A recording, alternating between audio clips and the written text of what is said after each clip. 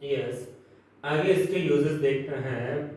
The present indefinite और simple tense के for universal, general truth, mathematical fact, geographical fact and scientific fact. छोटे छोटे example ले लेते हैं। यूनिवर्सल ट्रूथ, यूनिवर्सल ट्रूथ क्या है? जैसे यूनिवर्सल ट्रूथ भी और जियोग्राफिकल फैक्ट को अपन एक शामिल करके देख लेते हैं। जैसे the earth, the earth revolves on its axis। अब देखिएगा, ये यूनिवर्सल सत्य भी है, सार्वभौमिक सत्य भी है और भूगोल का भी फैक्ट है। तो यहाँ पे पृथ्वी, पृथ्वी भी एक वचन करता है, तो यहाँ पे अपन ने वर्ब में एस लगाया है, ठीक है ना। General truth, mathematical fact, mathematical fact जैसे 2 and 3, 2 and 3 make 5, 2 and 3 make 5। अब यहाँ पे क्या करेंगे? मेक में एस या ईएस लगाएंगे या नहीं लगाएंगे? नहीं लगाएंगे। क्यों नहीं लगाएंगे? क्योंकि यहाँ पर ये 2 और ये 3 दो अलग अलग नाउन है, इसलिए यहाँ पे ये प्लूरल सब्जेक्ट हो गया ना अपना, तो अपन वर्ब प्लूरल सब्जेक्ट के साथ में प्लूरल वर्ब, सिंगुलर सब्जेक्ट के साथ में सिंगुलर वर्ब। तो यहां पर भी अपन ये क्या रखेंगे? मेक का मेक ही रखेंगे। Okay. Scientific fact, water freeze at 0 degree centigrade. Okay. अब देखिएगा, वाटर फ्रिज, फ्रिज का मीन्स क्या होता है? जमना। और अपन जनरली क्या करते हैं, हमारे घरों में जो फ्रिज होता है ना, उसी को फ्रिज कहते हैं। अरे भाई साहब, वो रेफ्रिजरेटर है। क्या है? हाँ, अपनी एक आदत है, किसी भी चीज का संक्षिप्तीकरण कर देते हैं, आदत है, कभी जाती नहीं है। तो यहाँ पर ये फ्रिज। अब देखो, वाटर कैसे नाउन है? सिंगुलर नाउन ही कंसीडर की जाती है जो लिक्विड फॉर्म में होती है। तो water freezes at 0 degree centigrade. Okay.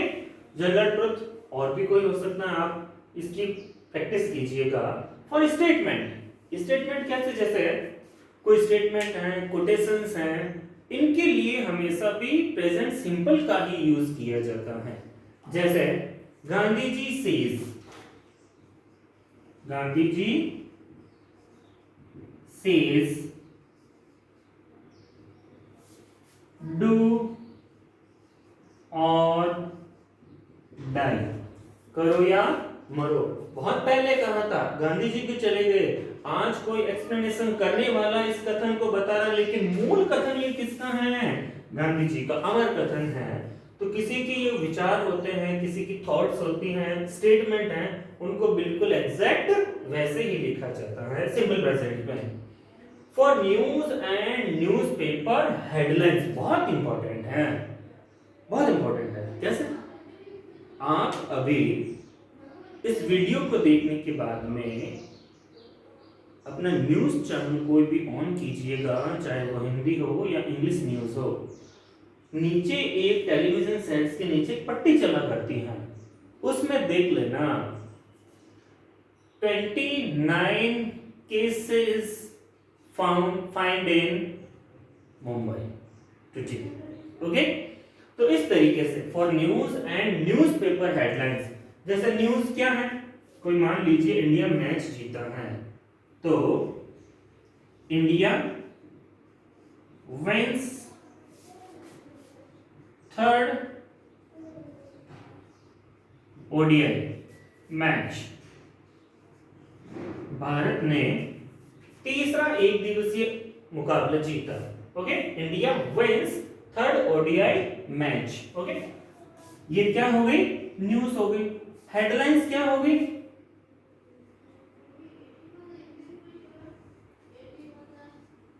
Boris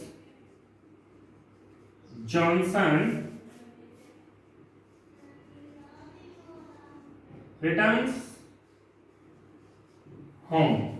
अब मान लीजिए बोरिस जॉनसन कौन है, आपको पता है ना, ब्रिटेन के पीएम हैं, उन वो भी कोविड-19 के सफरर हैं, यानी पीड़ित हैं, उनको भी कोरोना हो गया था, हॉस्पिटल में इलाज चला था। अब दूसरे दिन अखबार में मुख्य लाइन क्या आ गई कि बोरिस जॉनसन रिटर्न्स होम, चले गए थे, लेकिन अखबार की हेडलाइन है तो उसको किस में रिप्रेजेंट करेंगे, सिंपल प्रेजेंट में।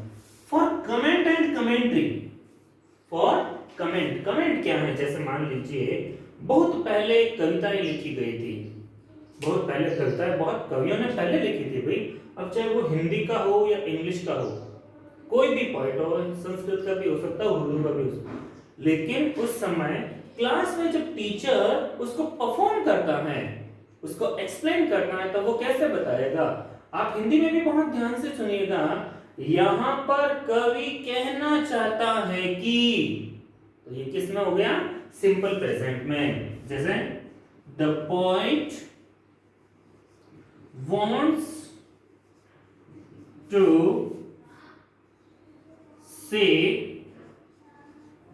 the beauty of the lily, कवि यहाँ पे लिली का जो फूल होता है उसकी सुंदरता के बारे में कहना चाहता है। तो ये हो गया कमेंट और कमेंट्री के लिए। फिक्स्ड फ्यूचर प्लान, ध्यान रखिएगा, ऐसा प्लान जो तय है, जैसे my father buys a new car next month. अब बोलेंगे इसको कैसे, मेरे पिताजी अगले महीने कार खरीदेंगे, तो ये क्या है, फिक्स्ड फ्यूचर प्लान है। एक और प्लान जैसे है, mister Modi visits, mister Modi visits Jodhpur next week. Okay, तो दोस्तों ये था प्रेजेंट इंडेफिनिट और सिंपल टेंस का पार्ट ए। ओके, अब अपन पढ़ेंगे इसके बाद में ठीक पार्ट बी। आज इस वीडियो के ही अंदर ही मैं आपको कंप्लीट कर देता हूं, ध्यान से समझिएगा, ये बहुत आसान है, सिर्फ जो यूजेस हैं उनको समझिएगा, अभ्यास कीजिएगा, प्रैक्टिस कीजिएगा, because everybody you know that practice makes man perfect. कोशिश करते रहो, क्योंकि एक बहुत बड़े शायर ने कहा है कि वादे अक्सर टूट जाते हैं और कोशिशें कामयाब हो जाती है, इसलिए कोशिश करते रहिए, रुकिएगा नहीं, अपने प्रयासों को जारी रखिए, आपको सफलता निश्चित मिलेगी।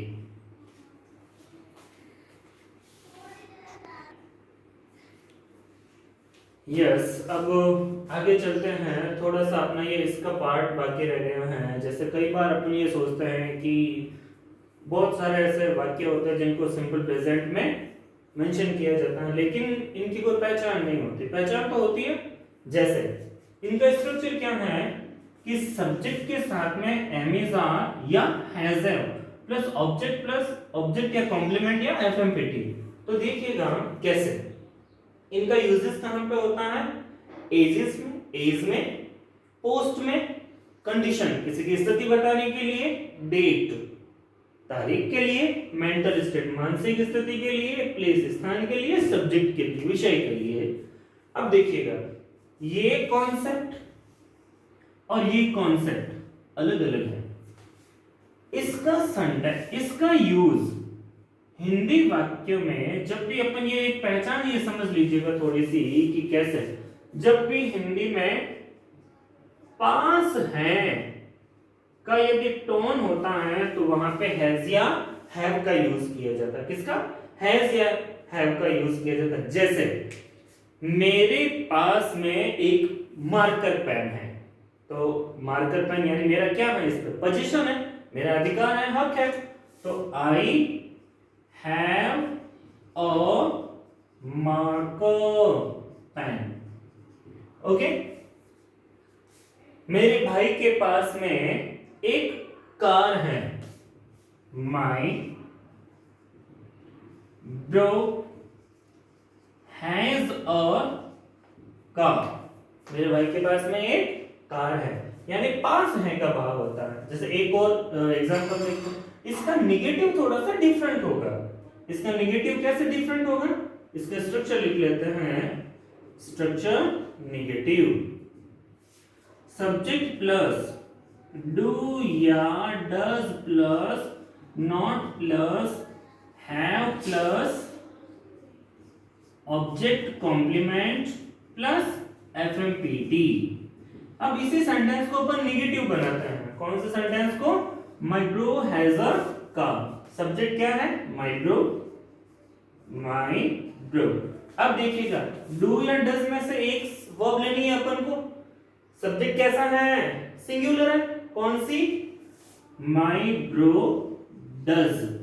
अब नॉट, यहां पर हैव फिक्स रहता है क्योंकि ये बेस है, ठीक है ना भाई। वर्ब का जो डिसाइड है वो सब्जेक्ट के अकॉर्डिंग अपन ने यहां पर कर दिया, तो बेस यही पर रहेगा, यही रहेगा हैव। अब यहाँ पे आई होता तो भी डू नॉट हैव हो जाता, और कोई थर्ड पर्सन सिंगुलर नाउन है तो does not plus have. My bro does not have a car, यानी मेरे भाई के पास में कार नहीं है, या does not have any car. Okay, तो ये इस तरीके से ध्यान रखना है। ये नेगेटिव का स्ट्रक्चर है पोजीशंस के लिए। ओके, अब जैसे अपन को यहां पर बतानी है कि मैं एक विद्यार्थी हूं, I am a student, I am a student. Today is hot, आज बड़ी गर्मी है भाई। तो क्या हो गई, क्या होगा भाई, ये कोई स्टेट भी हो सकती है, कंडीशन भी हो सकती है, हालात, ठीक है ना। नेक्स्ट एग्जांपल देखते हैं। शी इज इल, वो बीमार है, उसकी स्थिति हो गई। Richa is an IAS officer, तो ये आईएएस क्या है, इसकी पोस्ट है। रीचा क्या है, Richa is an IAS officer. She is 14 years old, वो 14 साल की है। The Jaswanthada is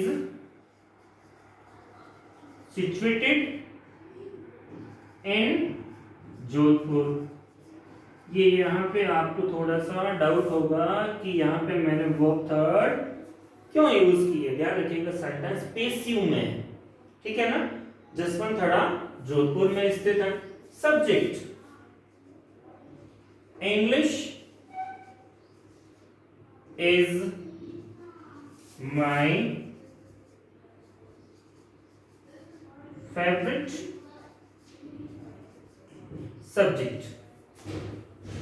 दोस्तों, जहां पे भी समझ में नहीं आए आप कमेंट बॉक्स में अपने कमेंट डाल दीजिएगा, आपको रिप्लाई दिया जाएगा। जहां पर भी आपको समस्या होती है, जहां पर भी सिंगल प्रॉब्लम होती है, तो आप तुरंत प्रभाव से कमेंट बॉक्स में अपना कमेंट ऐड करें और उसको पोस्ट कर दें, ठीक है ना। और अगर मेरी टीचिंग से आप सेटिस्फाई है तो kindly like the channel, subscribe the channel and push the icon bell so that whenever I will upload a video for you, you will get an information for the same. Okay, kindly subscribe the channel. You are watching blue sky online English classes. Thank you, have a nice day. और एक important message, corona is going on all over the world. हमारे PM महोदय ने कहा है कि इसका एक ही इलाज है, सोशल डिस्टेंसिंग।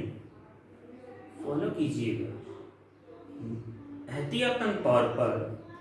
कभी बाहर निकलना नहीं है, कहीं आना नहीं है, कहीं जाना नहीं है, जब तक कि कोई आवश्यक काम नहीं हो। बहुत पहले एक मूवी आई थी शोले, गब्बर सिंह वाली, सबने नाम सुना होगा। उसमें कहा गया था कि जो डर गया वो मर गया, लेकिन अब जो डर गया वो जी गया। शुक्रिया दोस्तों, जय हिंद, जय Bharat. Keep watching my channel blue sky English classes. Thank you, have a nice day, stay safe, stay home.